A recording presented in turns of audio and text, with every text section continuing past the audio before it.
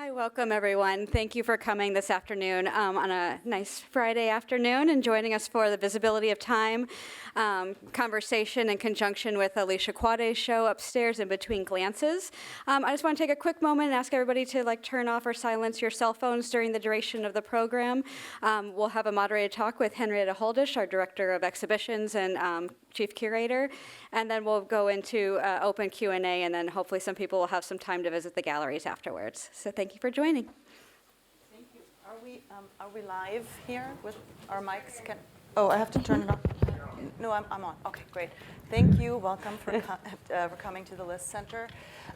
We are really delighted to have this event here today and to welcome Alicia Kwade to Cambridge. As Emily just said, her exhibition In Between Glances upstairs opened last night. A really spectacular show that we're happy to have. And we're putting Alicia in conversation with two colleagues from town, Jimena Canales and Taylor Perron, to consider some of the topics in her work. And the reason we wanted to host this event and have Alicia talk to some people who are not curators or art historians, but a historian of science in Jimena's case, and a geologist in Taylor's case, is that Alicia, in her work, as many of you know, is inspired by science, reads a lot on different scientific disciplines, including physics and astronomy, uses science to sort of generate ideas and as conceptual tools for her work, but very much does so from her perspective as a visual artist. Whereas both Jimena and Taylor, I hope, are going to look at the work a little bit and consider it from their vantage points, from their other disciplines, and kind of think about what Alicia is doing with that in mind.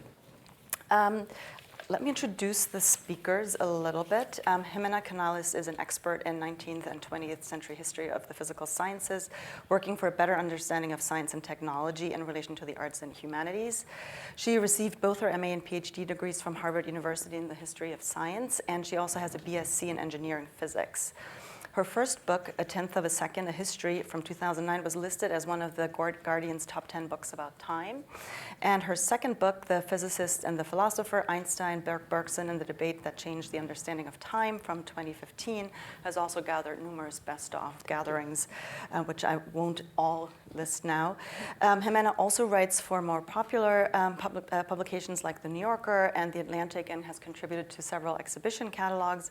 And she will, in fact, contribute to the forthcoming catalog on Alicia's show. Alicia Kwade, of course, is an artist based in Berlin, has presented in museums worldwide, including solo exhibitions. Very recently at Dallas Contemporary, the Metropolitan Museum of Art. Alicia currently, on its last few days, virtually has the rooftop commission at the Metropolitan Museum in New York, which some of you might have seen. It's been getting a lot of attention, and it's a really spectacular piece. Other places, Kunsthaus Charlottenburg in Copenhagen, the Museumhaus Konstruktiv in Zurich, Whitechapel Gallery in London. She was included in the 2017 Venice Biennale, where I think a lot of people from outside of Europe saw her work for the kind of a really big manifestation of her work for the first time, and is represented in collections really around the world. Taylor Perron is professor and associate head of the Department of Earth, Atmospheric and Planetary Sciences here at MIT, and studies how landscapes form on Earth and other planets. His approach combines fieldwork, computer simulations, analysis of satellite and spacecraft data, and lab experiments. And his group's research here at MIT is organized around 4 themes: landscape patterns, climate and landscapes, landscapes in the human past, and planetary landforms. And I want to start by beginning with time. The program is called The Visibility of Time, and I think time is something that you all have in common in very different ways.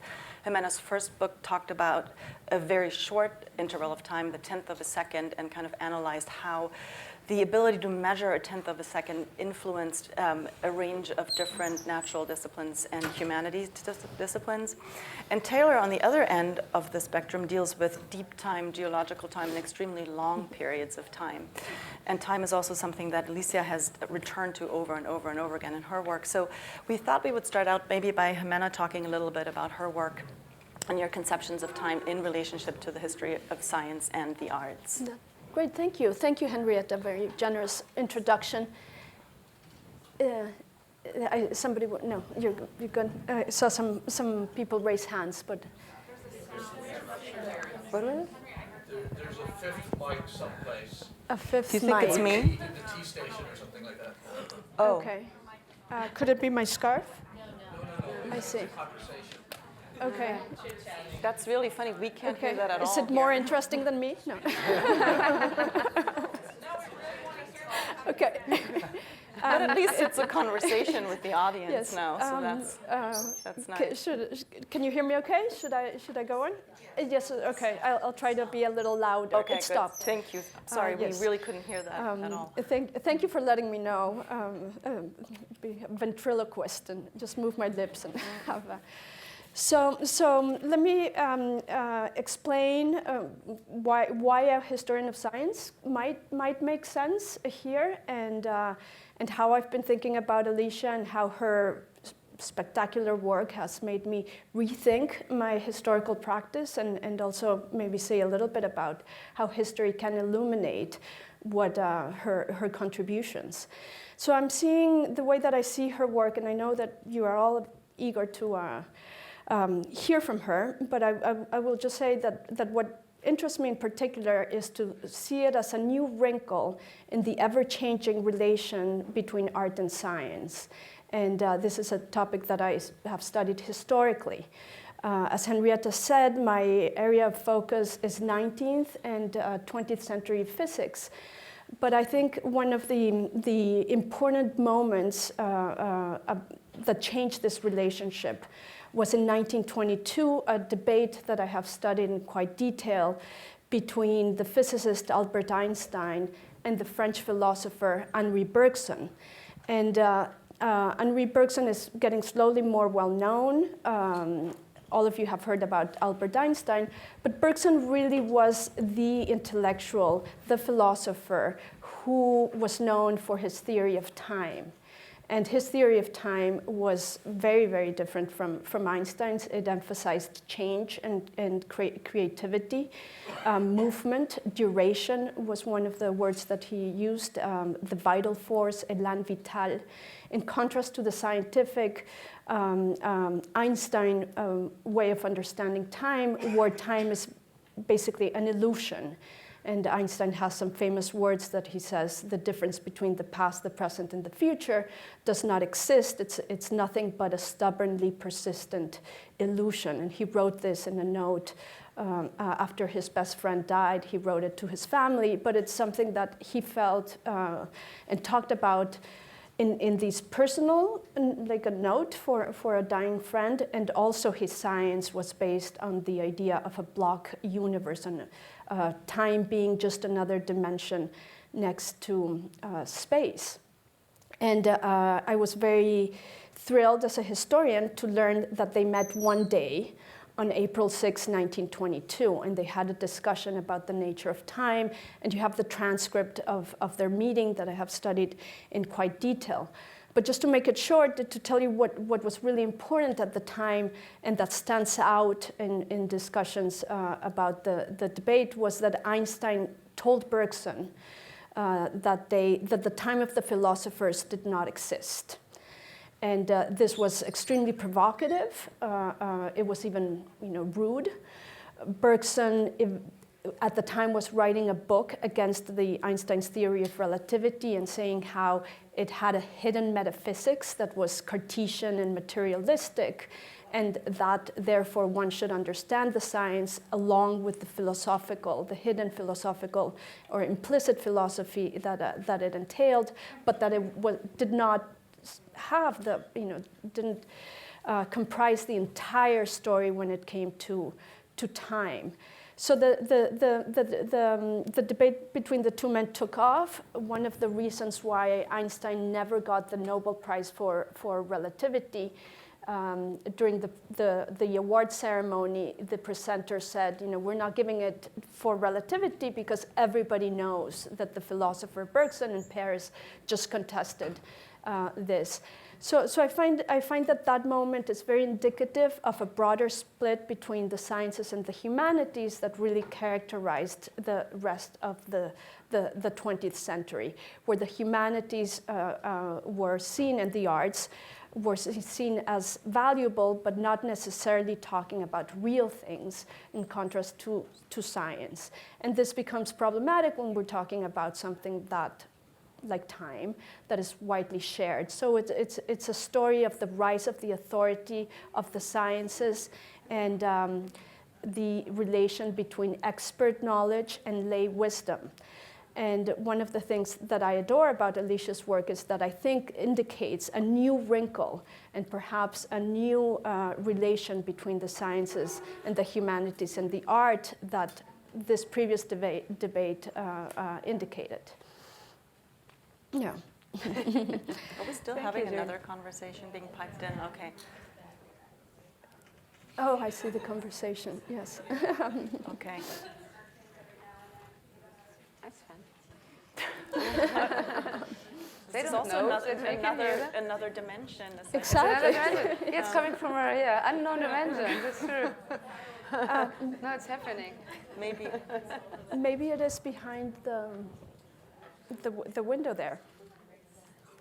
I think it's Emily's mic. Okay. It's really funny. Okay. That's right. The art part of MIT. I'm going to try to find Emily and let you quickly respond to that and try to end the parallel conversation. Okay, great. To figure out where it's Oh, coming. okay. But I think it's okay. It's There. away, no? Solved. Okay. Okay. Great. So don't start talking about time because it'll come back, Yeah, back so up. I was so focused on what you were telling us here, yeah, Jimena, that I yeah. completely forgot what we are talking about. Because I yeah, have to read this book, your last book, so which might help me a little bit, because I have very mixed feelings about this theme of time, to be honest. I mean, I work with that quite a lot, but not just because I adore it, but also because I think it's a little bit overvalued, in the sense that I also see it as one of many, kind of forces we have to handle. And I just kind of, sometimes it makes me a little upset because I think it's very geocentric somehow, because it matters us very much. And that's why we look at it so much.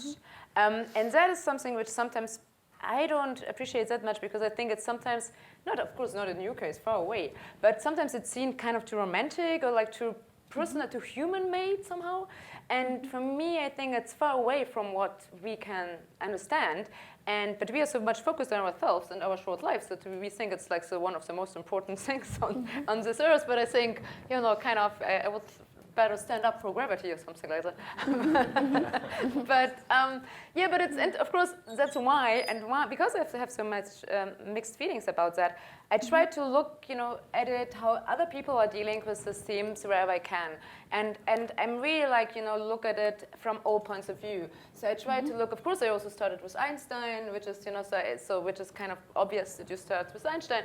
But then you also look at, I was trying to look at quantum physics, which is like, which is rolling that up from a very different angle because it's so unlogical and it's all happening in the meantime. So actually then it makes no sense to think about it like in a continuum process. But then, of course, I was trying to look at it at Proust, how Proust is dealing that, or how René Descartes is questioning that.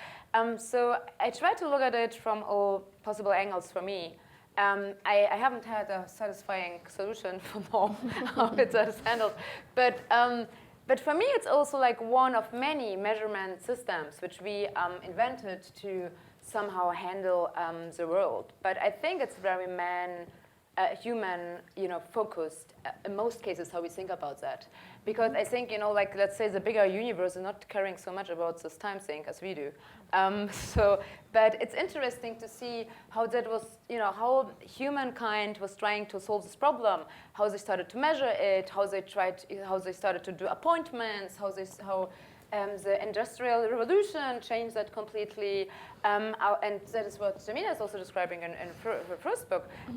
So it is how that is kind of this agreement, and our measure systems are creating something as this term of time as we understand it, and how we use that, and how we, how that is also defining our daily lives. And so I'm somehow trying to explain that for myself and to deconstruct it somehow and to fold it, to unfold it and to shape it back in another way. And that's actually what I'm trying to do with my work, yeah. I would say. I wonder, Taylor, if you can respond because you deal with periods of time that are very different from human time. The full range of time scales, absolutely.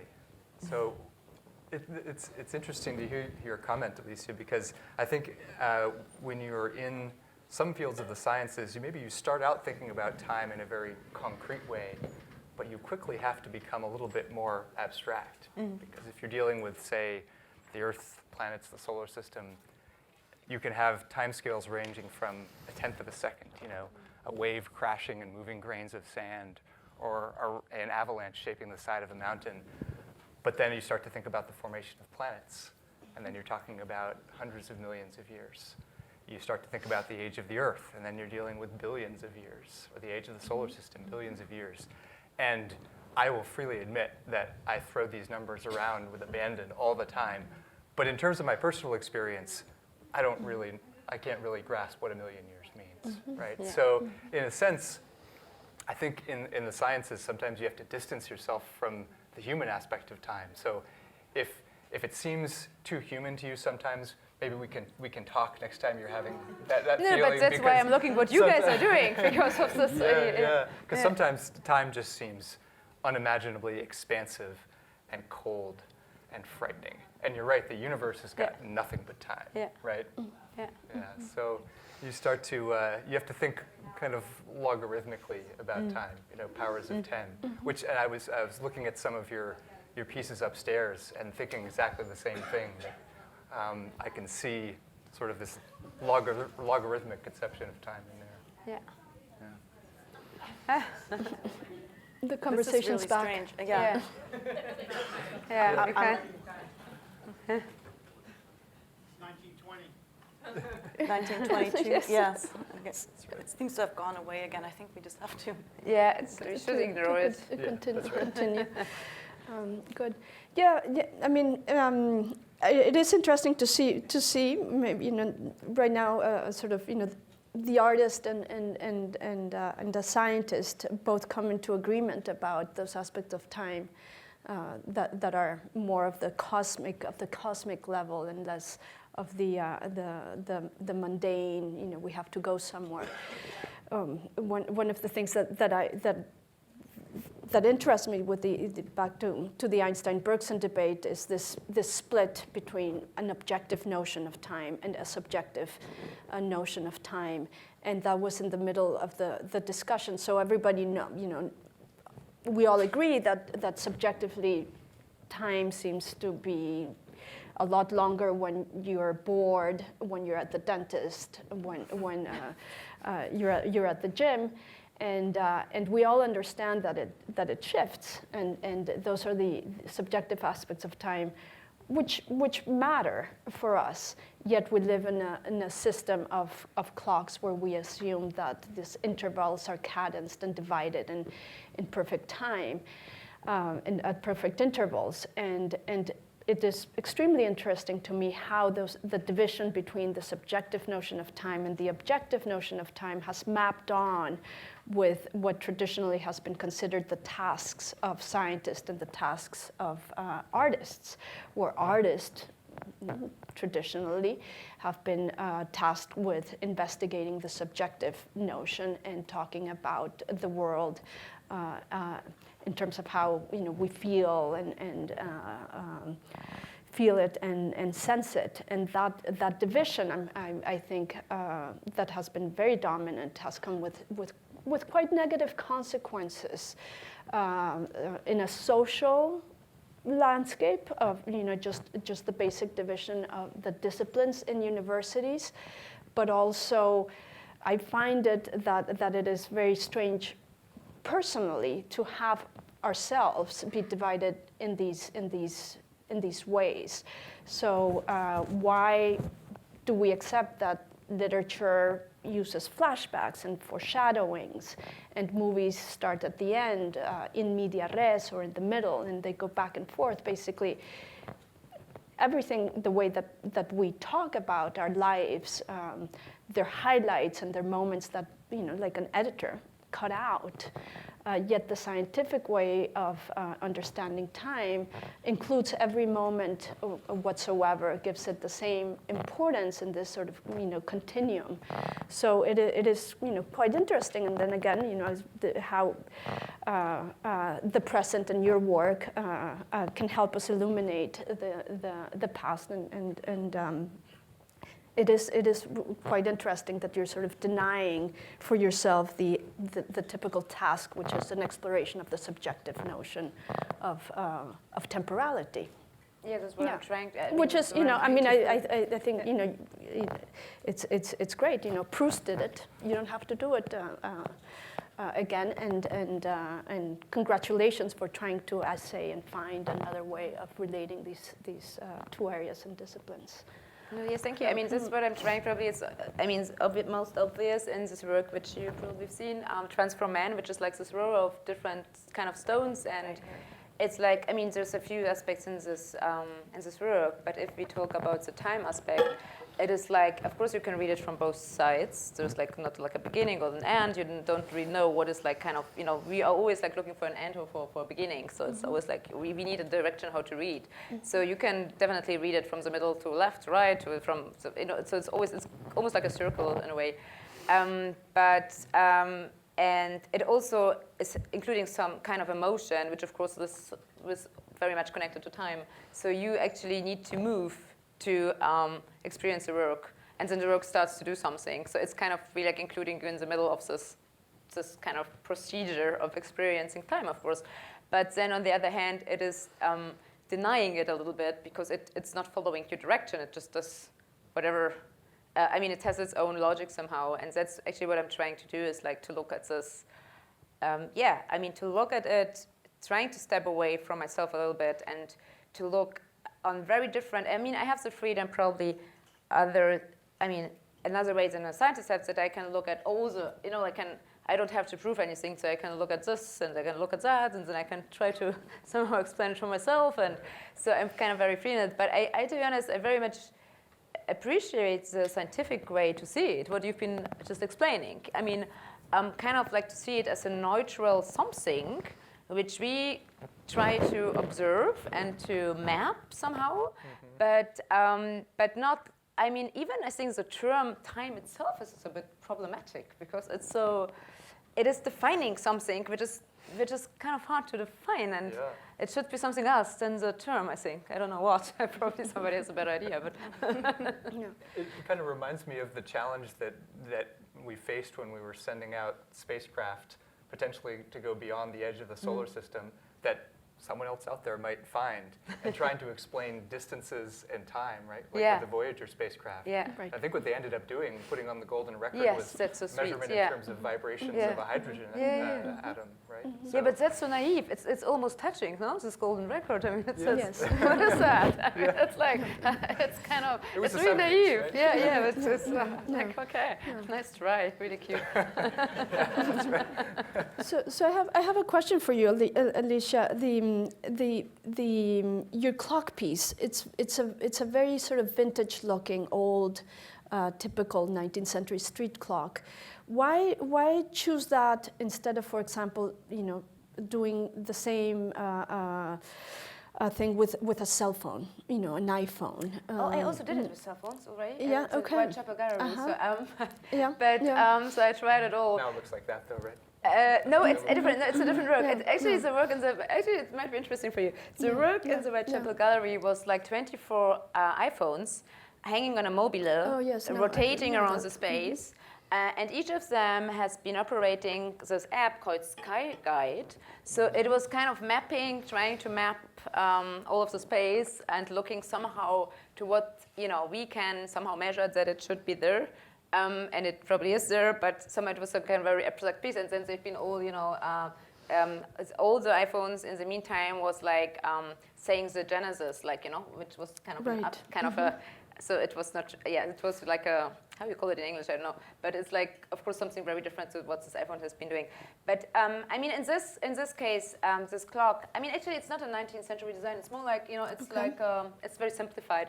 But I kind of course, like the symbol. I mean, of course, on purpose, I'm using the symbolic. Even if I have struggled myself with the symbolic of a clock, I like to use it because I know I can expect how people are reading it.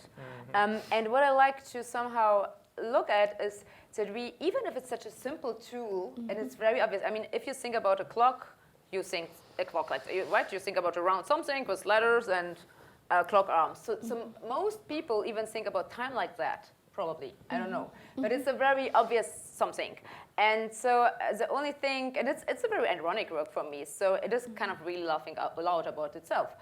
So even how it looks like.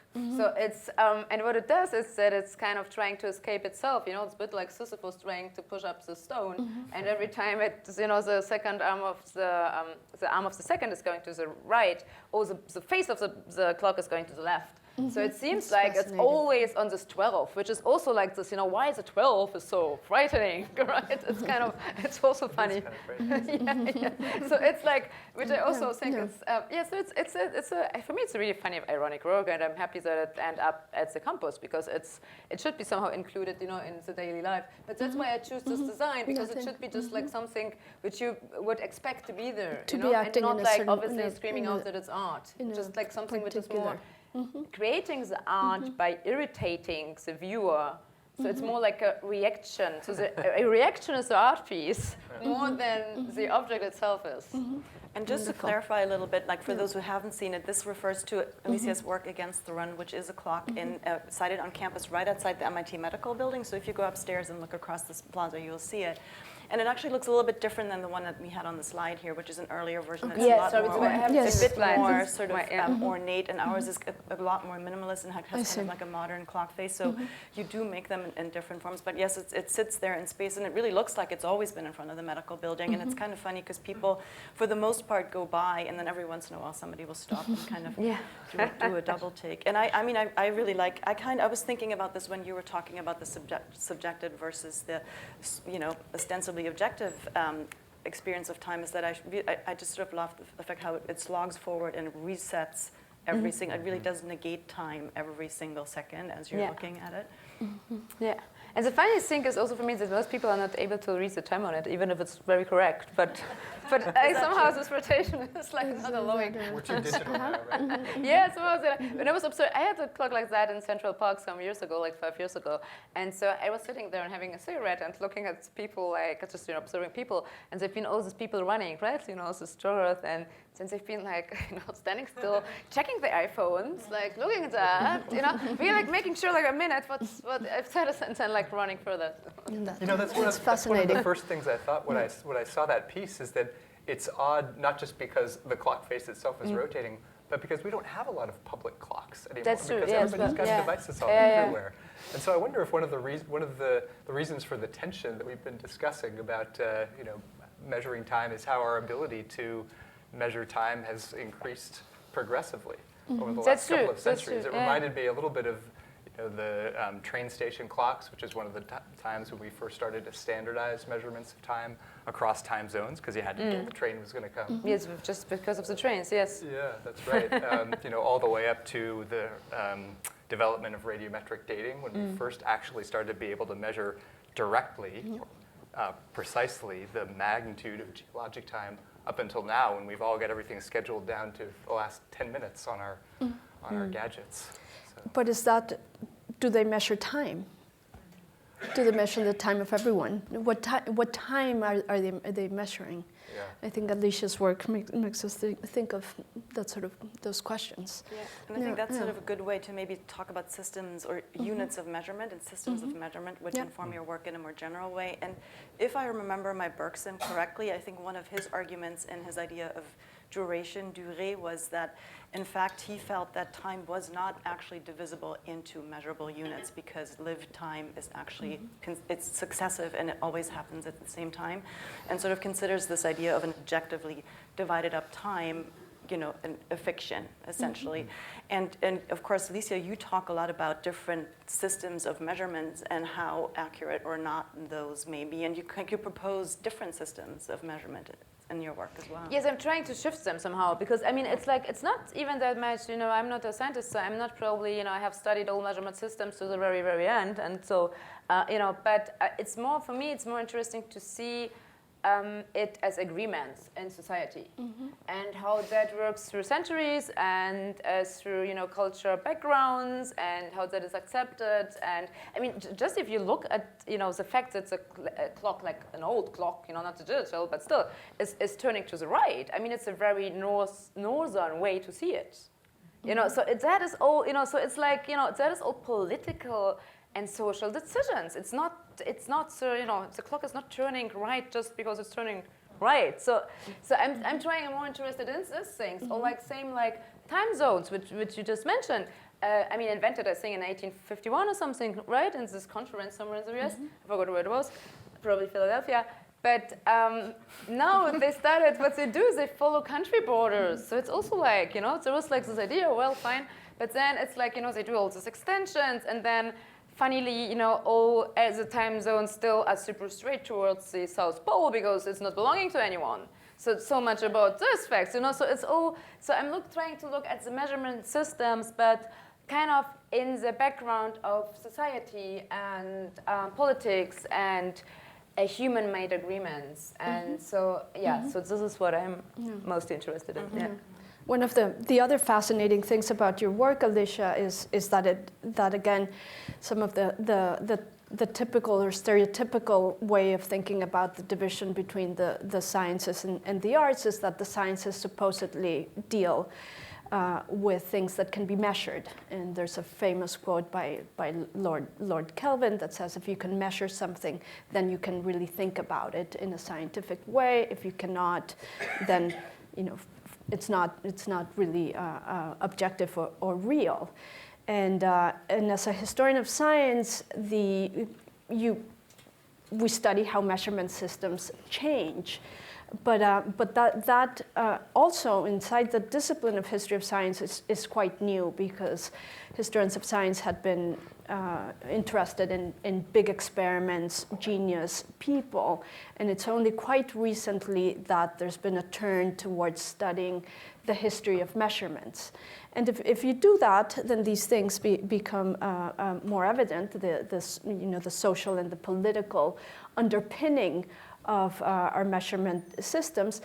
But then the big consequences is then, how are we going to now divide the tasks of the sciences and the arts if measurement is no longer going to be the criterion of difference for objective reality versus artistic or humanistic reality? So another of the fascinating things that you open up.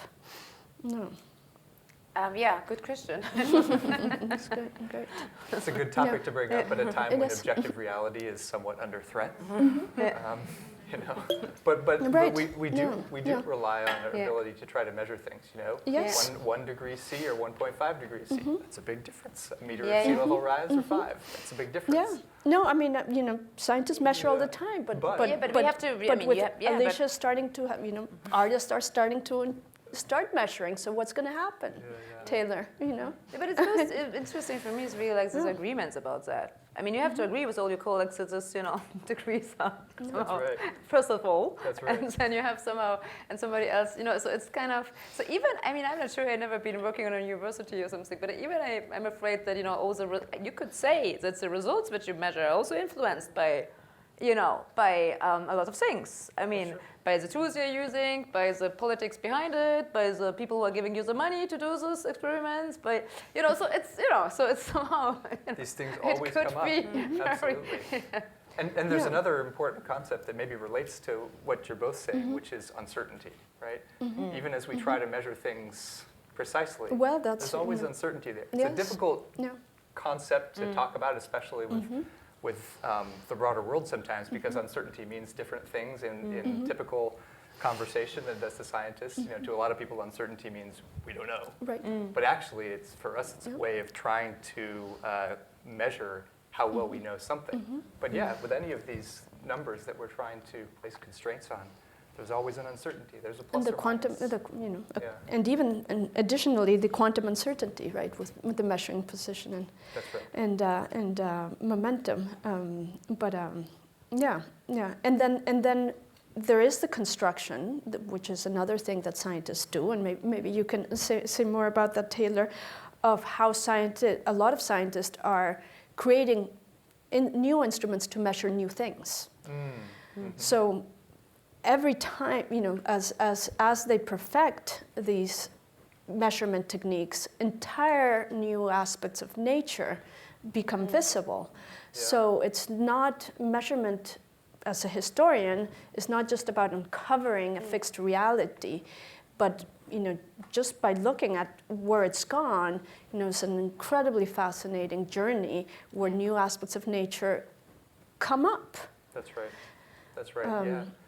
The examples that I know best from the earth sciences illustrate in a way why a lot of the knowledge we've constructed about the history of the solar system, universe, is it relies on the art of the possible. Let me give you an example of what I mean. So if we ask, how old is the Earth? How long has the Earth's surface environment been like this? How long have we had liquid water? And it turns out our ability to infer how long there's been liquid water near the surface of the Earth relies on the existence of a certain mineral called zirconium. And an element called zirconium, a mineral is called zircons. And then it relies on a radiometric clock where uranium is decaying to lead, and lead happens not to diffuse out of zircons very easily. And we can know that it's a few billion years ago because of that possibility. But that piece of knowledge relied on the construction of a particular tool based on that particular radiometric system. Yeah. There are plenty of examples of that where our ability to go out and measure not just time, but all kinds of other things just depend on the art of the possible. Right. Yeah. Great. I wanted, maybe before we turn it over to the audience for some questions, I wanted to talk about a very recent work of yours, Alicia, that is that you're developing for this exhibition, which is not fully on view yet, but you are currently have been really interested in processes of transforming matter into information, pure information. Which I think is one thing that informs one of the sculptures upstairs too.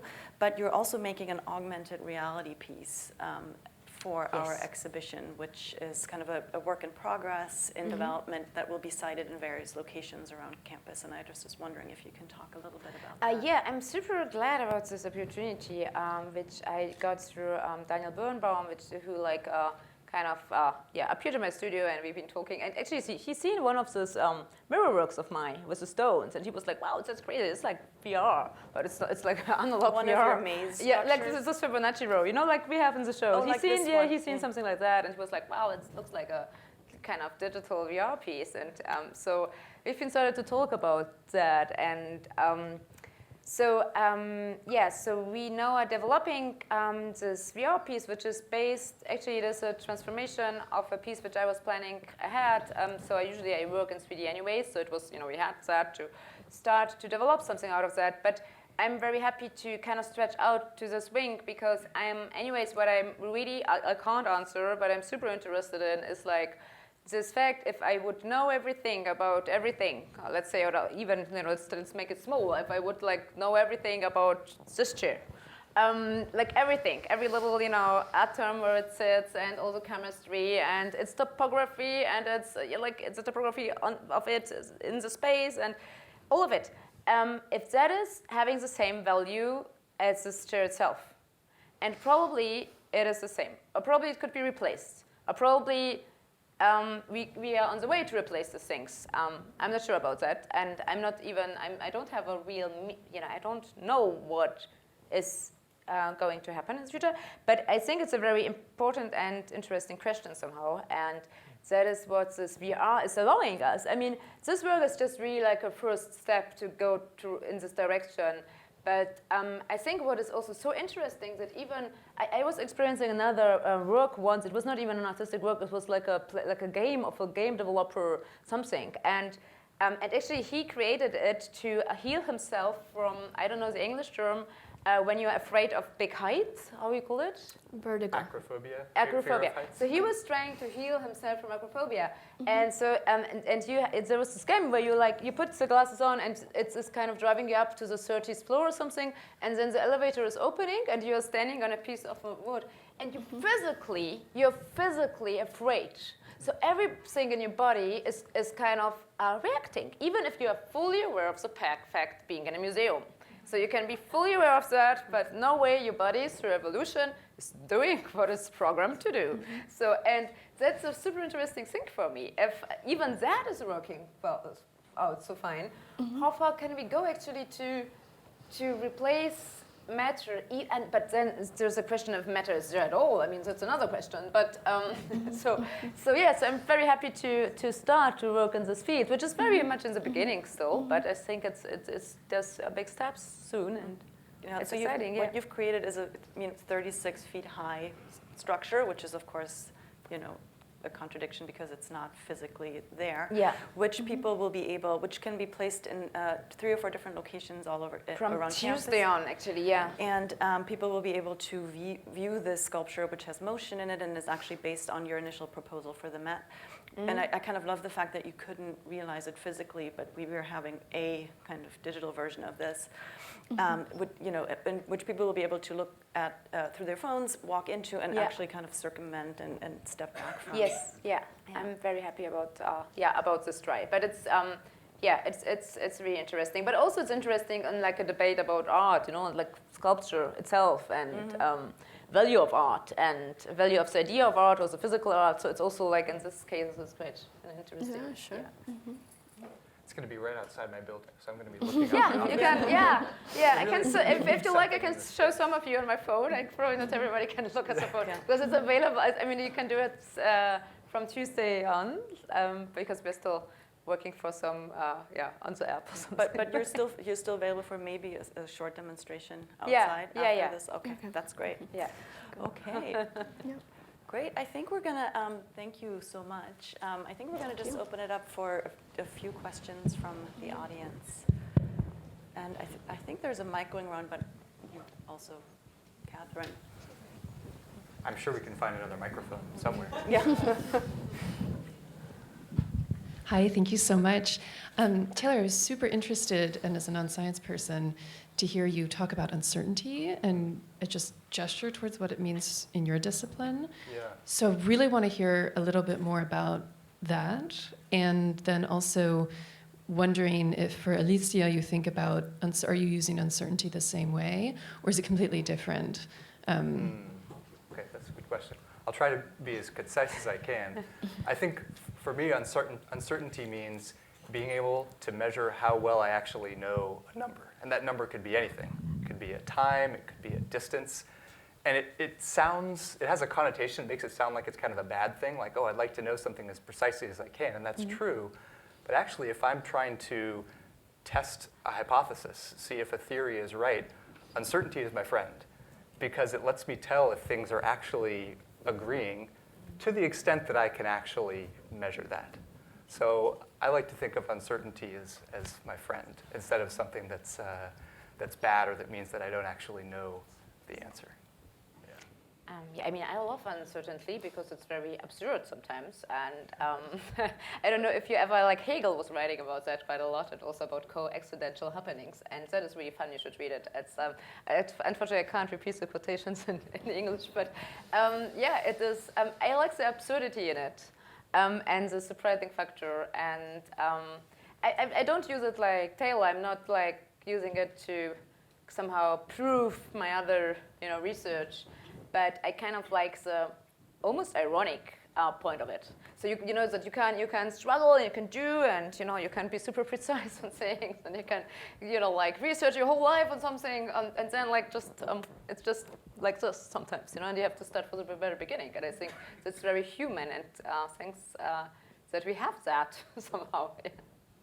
It is kind of a human thing, right? Like to acknowledge that we can't it's like, be perfect. and to be alive, we have to kind of have the most expensive tools and everything, and then something is happening. But also, I mean, we have so many like positive, it did so many positive things, especially in science, right? I mean, just because Absolutely. things just happened. Nobody was expecting that. Yep.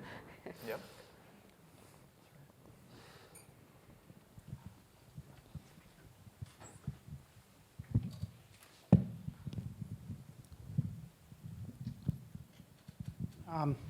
In 1999, I went to a show at the Pompidou on time. I don't know if anybody saw that. It was great because they had the whole top floor, and it was all about measurement of time and the whole concept and everything. And it kind of opened my eyes to the possibilities of how to conceive of time and what it does. And I got the feeling that time is being measured by what you're doing at the moment. So right now, we think of time as a clock because we go to work, we punch in, and then we punch out. We eat, we go to sleep, we watch a TV show, whatever it is, it's based on what we're doing. So then there's also a concept of solar time or real time. So maybe you could talk about that. But then finally, I just want to mention one other thing that we're expand on the concept of time, which was the forest, the Harvard forest out in Petersham, Mass, has a exhibit with dioramas of the forests, the way they were and the way they evolved over a period of maybe 100 or 200 years or even more. And so there were farmlands there were pastures, and if you go into that space now, it just looks like a forest.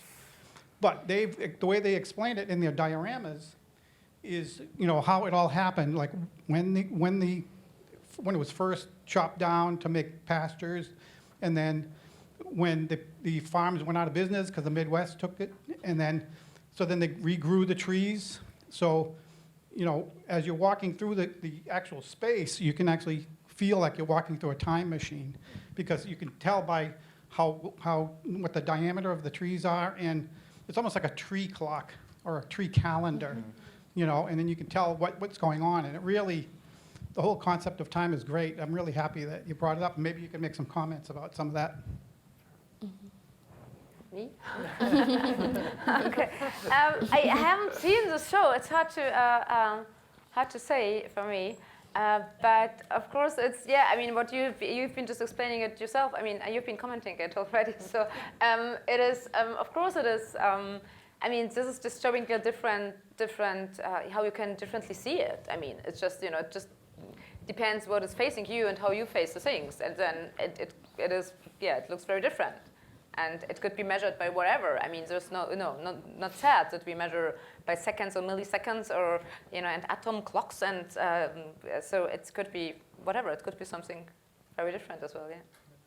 Seems like the first part of the question was highlighting the point that you were making towards the beginning of the conversation about time being a subjective creation that we make because it's convenient. Right? Yeah. You can measure things that are happening, whether it's events during your day or something longer. But also a good point that. About how easily we forget, right? Especially here as New Englanders about the changing landscape. Not just the natural changes that are happening in the background, like the fact that the edge of the ice sheet used to be pretty close to where we are right now, and there were almost no trees whatsoever, to the whole landscape being clear-cut. Yeah. Big changes. Mm-hmm.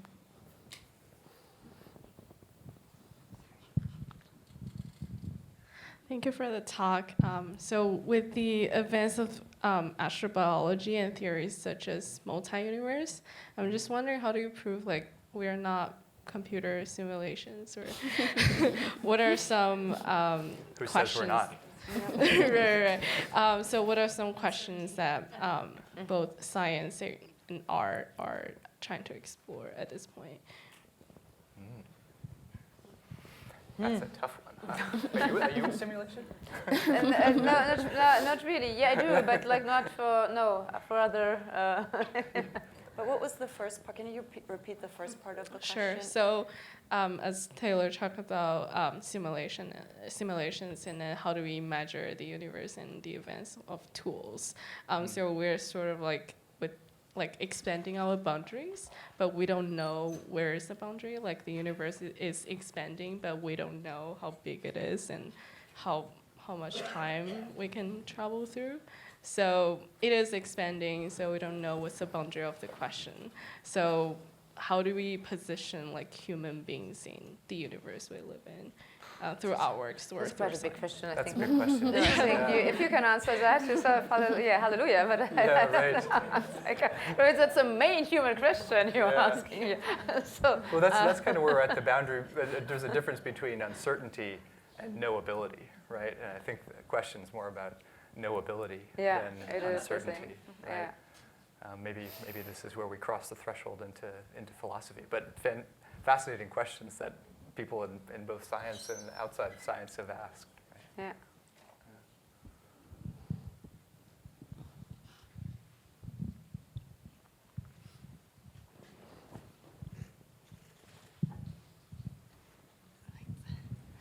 Thanks for the talk. I'm really interested to see the AR work that will come out. It sounds really interesting. And I can definitely see why Daniel Birnbaum was very interested in this work that's on the screen now, the transformer with the mirrors, because these mirrors always seem in your work kind of like they are screens in a way. Mm-hmm. That always kind of reminds me of a similar feeling, I guess. And I was just wondering, Alicia, how you feel about your work being perceived through a screen by the audience, as opposed to Seen through a screen by the audience? Yeah, so the AR work, is that right? They'll be looking at it on the yeah, but it's something else a little bit. I know, yes and no. I mean, the mirrors, you're right. Yeah, they appear as screens because, of course, I also use some tricks. I mean, what means tricks? But it's like, you have to keep a certain distance to the work because you have the stones. So you can't really see yourself. And if you can't see yourself, you can't refer on yourself. And then you almost don't see the mirror because it is quite low and it's reflecting the floor from both sides and the object. So somehow it is more, and through your movement, the objects seem to change. So that's why you don't see the mirror, which I am trying hard since a long time. Because to be honest, I hate mirrors, but I need to use them. So I have so it's something I'm trying to figure out. Because same as with time, it's about the term time, the term mirror. It is there's so much matter on it, very symbolic, very sense. So, but not always read it for me, like the way I would like to see it. So that is number one. But the VR piece, okay, that's true. You see it through my screen. Yes, so there's like this, so this is a similarity.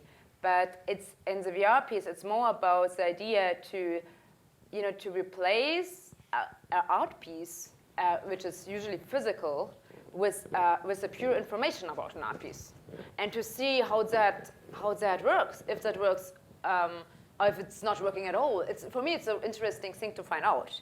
So it's to kind of try to research about these borders of like the pure idea mixed with the pure information and the physical world and the kind of physical experience of something.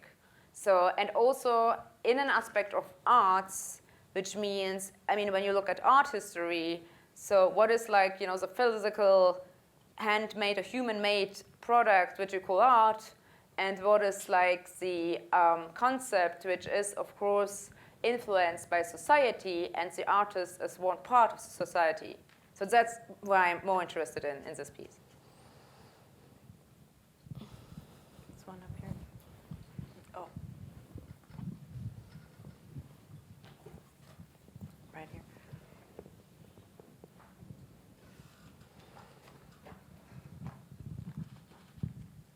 here. Going back to your opening comments from all of you, I wonder if instead of thinking about time as an immutable thing or as a primeval thing, if we could perhaps agree that change is a thing that exists, and then we have a way of kind of reconciling both objective and subjective views of change around a concept that might be time.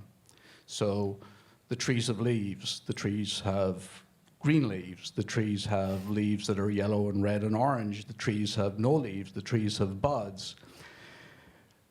Certain strands might turn back on themselves, so we could look at the trees and say they have no leaves. We could look at the trees again and say they have no leaves. And that might be the same observation. It might be observation segregated by a day. it might be the observation segregated by year. It's hard for us to actually tell without other things. And at the same time, we could look at the amount of isotope in a particular sample and see that it is changing and believe that that is an immutable change, but in fact, it may just simply be that we don't know, that it might ultimately reverse itself at some time. So I just wonder if, instead of thinking about time, we could think about change. Yes, I mean, I think one of the you know, when I talk about these two broad divisions between time, the subjective and the objective, broadly and imperfectly associated with Einstein time and Bergson time, what has been interesting to me is to see the common ground between both of their perspectives. So to see how Einstein, in his correspondence, had a very Bergsonian view of time as changing, although he denied it in his published work. And Bergson, to not stereotype him as somebody who just talks about, you know, time really being subjective and changing, but who acknowledges and understands why clocks are useful. So I find the project of moving past those binaries, I think, very useful and also perhaps indicative of a better relationship between philosophy and physics and the sciences and the humanities. And again, I think work like Alicia's can help us look at those places of opportunity. Yeah. I'm not. I think Jimena just explained it from a very good point of view. But I don't even know if you can. What means change? I mean, yeah, what you've been describing, of course, yeah, I agree. But it's like if you see it also like in Taylor's scale of time, I would say, and this is permanently repeating. I don't know if that is even a change. I mean. I'm not sure about it. Or if it's that is like a kind of, probably it's standing still almost because it's repeating forever. And even, okay, you could argue, okay, but the world itself is changing. It's, you know, it's like, it's changed its shape. It's changing the poles. It's changing. But we don't know if that is not changing, not repeating as well. So I don't know. I'm a bit. Yeah, I would say that change in many cases in a lot of the sciences is the thing that's interesting, and time is just maybe a tool to help us appreciate that. And for me, that relates to the fact that it's often very difficult or impossible to measure the kind of changes that we're interested in directly, right? So Europe and North America are moving apart at a few centimeters per year. Not culturally, but tectonically. Right? But you know, that's hard to measure with a ruler. So yeah. We need to think about averaging that over longer periods of time. The Appalachian Mountains are eroding less than 1/10 of 1 millimeter per year.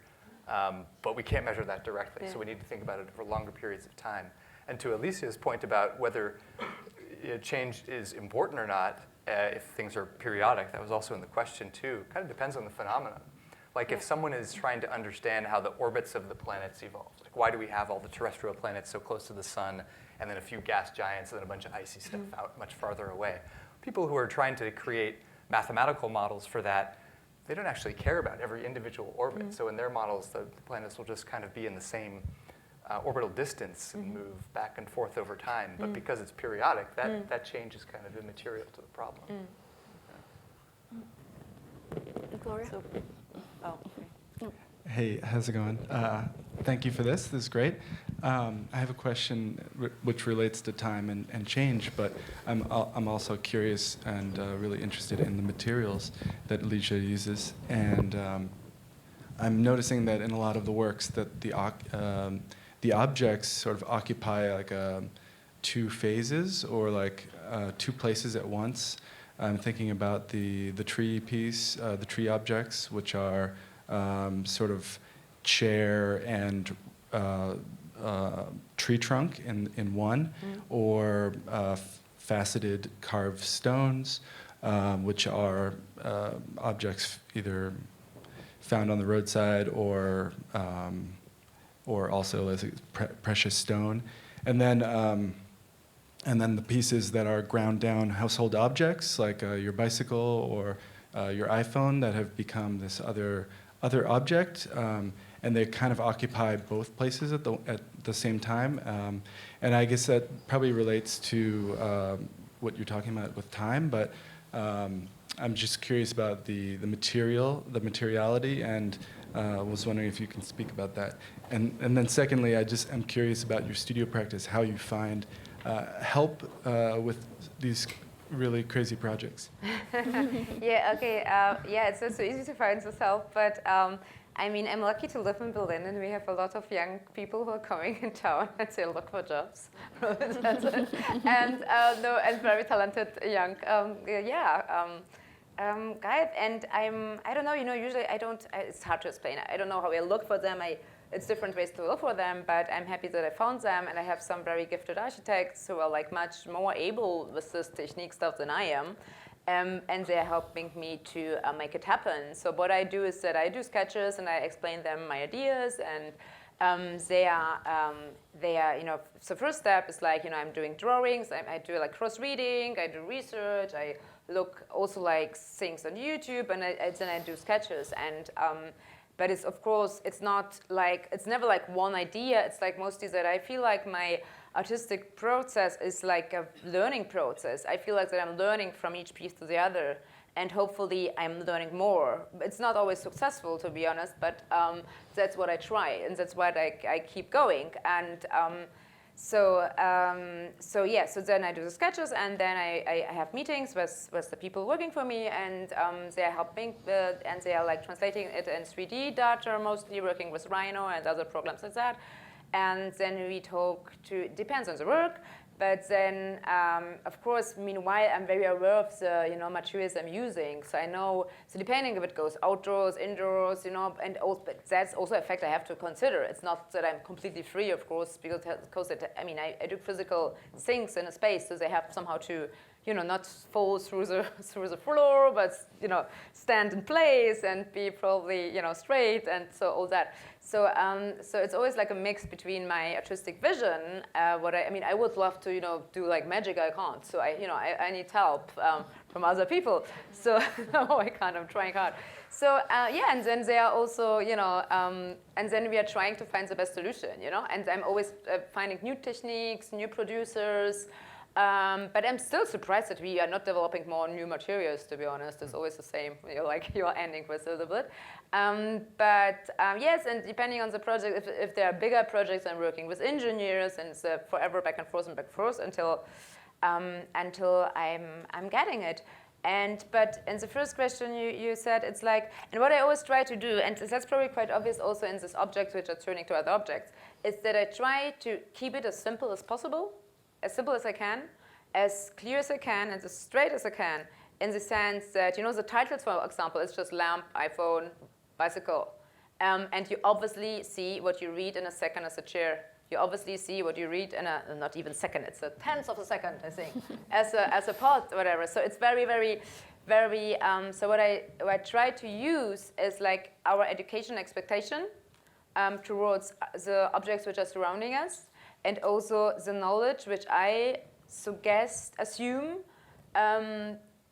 from the viewer. So I assume that most people, know what copper is made for, or what it is, that it's probably a pure element, it comes from the universe, it is used for this and that in our, like normal lives, or like what is usually a tree before it's becoming a table, so I'm kind of trying to use that knowledge, which I assume that I'm sharing with most of my, the other human beings. So that's I try to keep it as simple as possible. So I think we're going to take one last question, maybe. I think Gloria had a question. No? I wanted to ask Jimena and also Alicia this idea around both the kind of choices in forms and the language. What I really was interested is the way in which if we talk about calibration and measurement as a way to not only know something, but also be able to compare it. And I feel with a lot of the sculptural practices that you are modeling here, there is this question around commensurability, or finding something that's commensurate with another form, whether it's weight or volume or mass.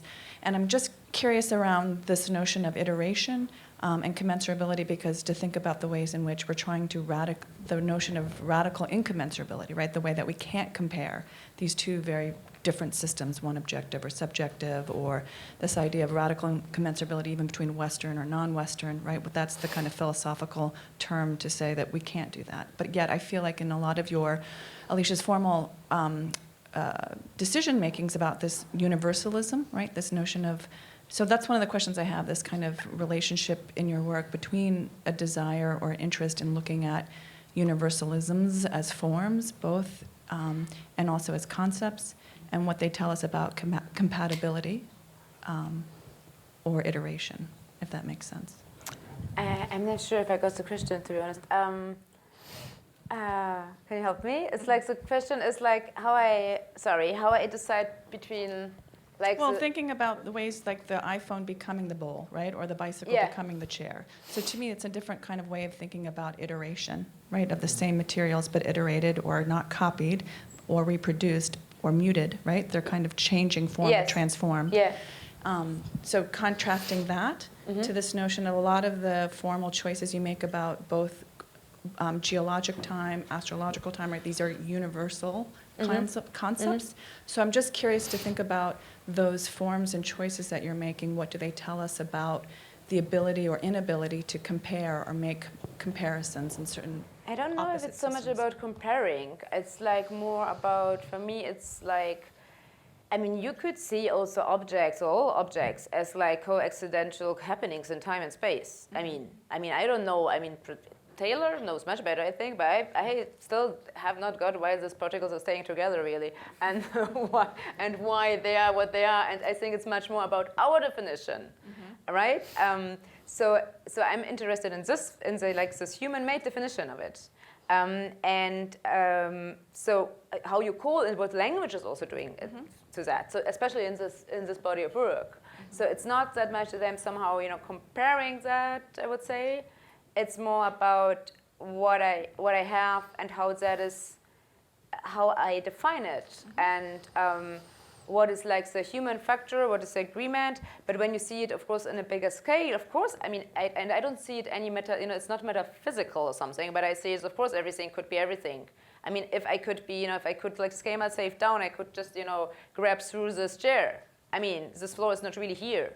You know what I mean? So it depends a little bit how far you go and how you see it. So I see this I see this object actually as options of itself, but like more philosophical. It's not so much about the matter itself. I mean, it's not about the fact that I'm really changing the matter of the bicycle to a chair. It's more about what I think when I think about a bicycle, what I do with a bicycle.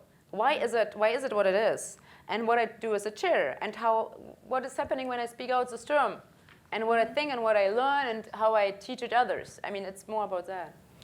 I just want to add one thing. You did speak to when you talked about those constituted objects in one way that I think speaks to your question too, which is where you said when you decided to transform the mantle clock into a vase or something, you were looking at loads and loads and loads of different pictures of vases, and you're trying to find sort of the most typical, recognizable, form of a vase that is sort of for everybody's idea of a vase. Exactly. But that's what I was saying. So what I'm trying to do in best case is like, if you think about a lamp, there's a certain form. Usually, I would say like probably 90% of people when they think about a clock, they think something, or like when you speak out a lamp. So I try somehow to find to make it it was the question before. So I try to keep it as simple as possible. That's why I try to find like the form which is like readable for everyone. And how I do it is that I put all the forms together which I can find on Google, and then we put it in Rhino and we melt them together, and then it gives us some. So it's the algorithmic version of the dominant form.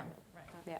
And that's what I feel like so much of your work has much to tell us about computing as much as it does about history of science. Yeah. Well, I'll say maybe something with how I think I've been racking my brains trying to figure out this question about what new wrinkle in the art science relationship can we see through Alicia's work. And there's the question how she uses measurement techniques, which is fascinating, and how. So the question is, is science? How does science come in? Is it just a veneer? Is it superficial? Is it a theme? Is it symbolic? And I think it is much deeper than any of those things, because the topics that she chooses, like the Foucault pendulum that goes the other direction, the clock, they're not just, she's not just measuring randomly. She's choosing these very iconic ways, and by doing that and showing us this other reality that's very connected to the scientific reality, but twisted, she's illuminating something about our scientific presuppositions, and the recent work of changing the iPhone to the little cup or small vase